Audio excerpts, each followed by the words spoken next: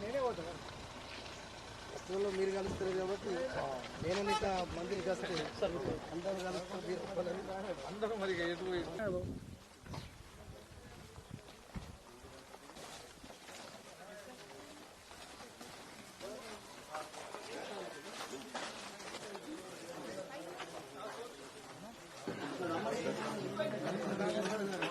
ఏ ప్రభుత్వం చేయనటువంటి కేసీఆర్ గారు యాదాద్రిలా 1000 కోట్లతోటి అలా రామ మందిరం అయిపోయింది. వేరే మండలం ఎదుర్కొంటారు లేకపోతే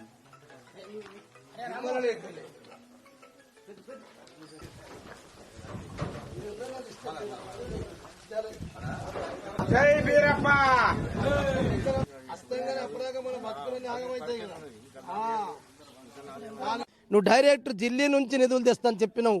నువ్వు ఏ గుడి కట్టినావు చెప్పి అడుగుతున్నావు.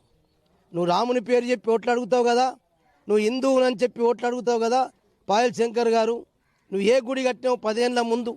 ఇప్పుడు నువ్వు ఎమ్మెల్యే గెలిచి 14 నెలల్లో ఎక్కడ ఏ మందిర్ భూమి పూజ చేసినావు? ఏ ఊరుకు మందిర్కు చందా ఇచ్చినావు?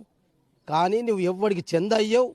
14 నెలలు నువ్వు ఎమ్మెల్యేవై ఒక గుడికి పూజ అయ్యావు, భూమి పూజ అయ్యావు. కానీ మేము కట్టిన గుడ్లకు నువ్వు ఇప్పుడు పోయి ప్రారంభోత్సవాలు చేస్తావు.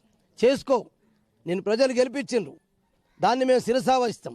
కానీ బిడ్డ కేవలం హిందూ అంటేనే బీజేపీ అని చెప్పి, హిందూ మతం అంటేనే బీజేపీ వాళ్ళది ఇంటిది అని చెప్పి, మేము కూడా హిందువులమే, మేము కూడా హిందూ మతంలో పుట్టి గర్వపడతాం.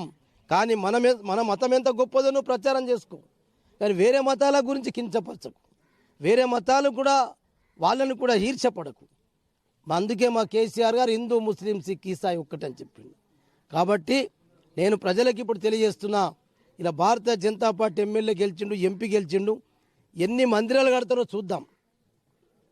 అప్పుడు మందిరాలు కట్టి ఆ మందిరాలకు డబ్బు ప్రభుత్వం నుంచి ఇప్పించి చేస్తే బాగుంటుంది.